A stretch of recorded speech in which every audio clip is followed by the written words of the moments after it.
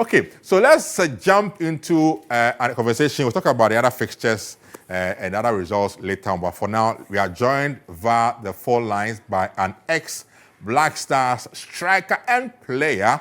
And he was instrumental back in the days, leading the charge for the Black Stars in games as crucial as we saw yesterday against Mali. Augustin Ahemfo is our guest today on the game on GH1 TV. Thank you very much, sir, for your time with us on GH1. And how did you take yesterday's victory over the Malians, with looking at how it came about after all the tussle of the team in the previous encounters? I think, truth be told, most Ghanaians did not expect Ghana to win yesterday's game. True. But in the game of football or sports, you have to go out there and perform. And I've always had the belief that given the right mentality and talk, this team is capable of going places. So we are here today because some of us believed that if the players are given the right instructions and directions, and also they put themselves up for the task, we're going to have the results. And we are where we are now because we've won the game. And I think that from now onwards, there should be the focus, which is not to give away points in the subsequent matches, so that at the end of the day, the task, which is to qualify for the World Cup, will be realized. That's true. Now, from your standpoint as a former player who has been integral in these, and of course, after that, having followed the game so much, what was the most important factor that led to the victory achieved by the team yesterday from where you watched it? I believe that I'm not with the team, so I wasn't with the team, so I can't tell you exactly what. But I think something might have happened in the dressing room. I think the team talk in the second half. That is when there was that interval. We went for halftime, and then the team came back with a different mindset. Because if you should look at the first half, how we positioned ourselves on the field of play, we had four back, which is Ali Seidu, Mensah, Juku, and then Salisu at the back. We had Thomas Partey and Salis ahead of them. More or less like we're playing two defensive midfielders or DMs. And then we had Lamptey on the right. And then we had also Nuama also a little bit on the right. And then we had Semenyo striking, and then Kudus a little bit on the left. But the second half was a different setup.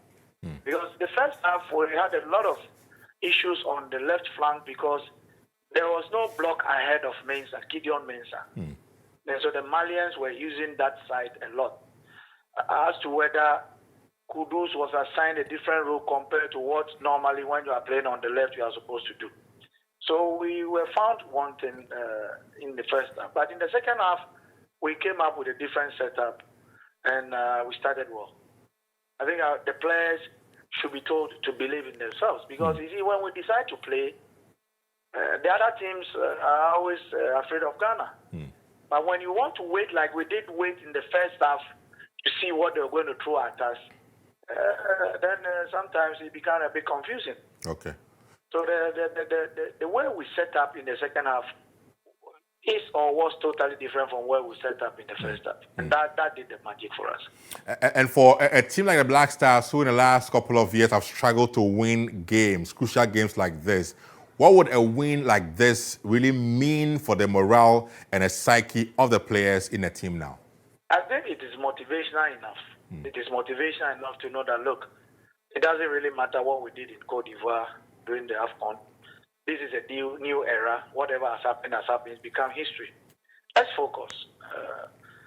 We have the next Nations Cup ahead of us and as well as the World Cup ahead of us. So these are the things that we need to focus on. I believe the coach going forward will actually look at his tactics and plan and then move this team forward, because this is what we need. We need a solid team.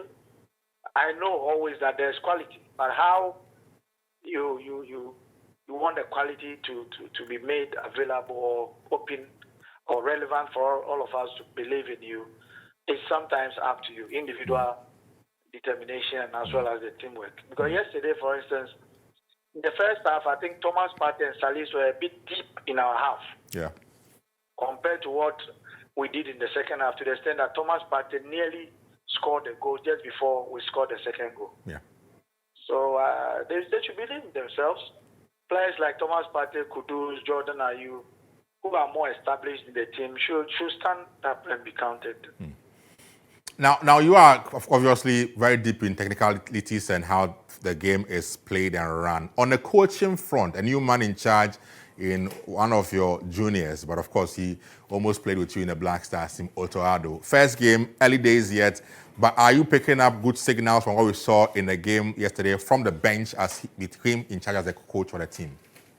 I think one thing he did, which was okay, was for him to wait and make the right substitutions. Okay. And all these things becomes factors that probably will affect your performance going forward.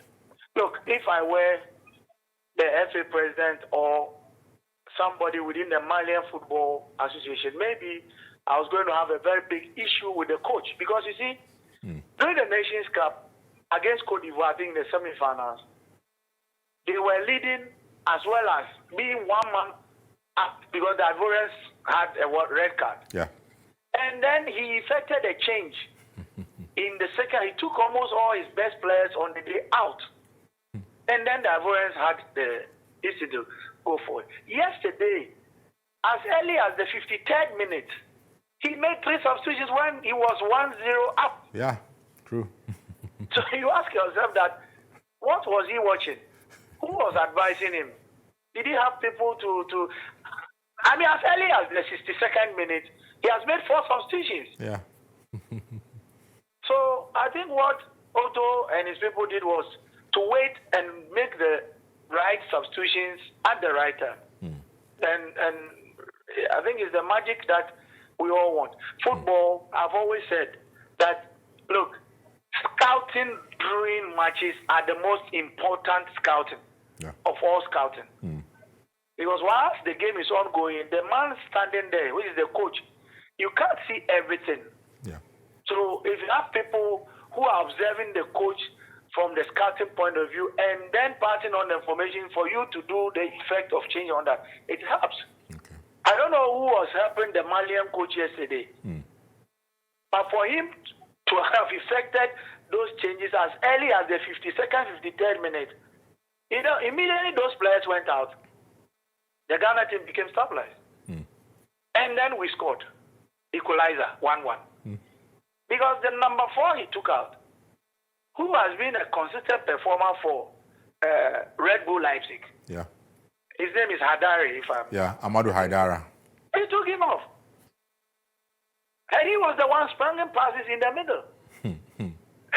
And then he took one other guy who was a little bit left in the first half. I don't know his name though. I think he's number 19 or something like that. And then he took their striker who had beard also out. Yeah. Fine, he brought on a certain number 9 who plays for Atlanta in Italy. And I'm surprised that that player started from the bench. Yeah. Because if you observe CIA properly, he's always playing. He's a good player. Yesterday he came on and he did good things for the Malian team. Okay. So that change did not help the Malian team. And I think that we waited. Look at the time Jordan came on. Very late in the game. Very late. I think 10 minutes to the full time or something. And look at what he did. So I think that going forward, they should work together as a team. Okay. Those of us who are close to the coach, when we meet him, we speak on phone or whatever. Okay. Whatever we think we observe from afar, we will give it to him. Okay. So at the end of the day, if you listen to Augustine or you listen to somebody else, it is to add to whatever you have, the knowledge you have. Absolutely. Absolutely. Now let's look ahead to the game on Monday against the CAR side. After the win against the Malians in Bamako yesterday, I'm sure for players, they are well prepared, like you said, and motivated for the big game on Monday. In your own estimation, how should we approach the game on Monday against CAR? Central African Republic is a different team compared to the Malians. The Malians are a bit more tactical, want to play good football. Central African Republic, we will not see that.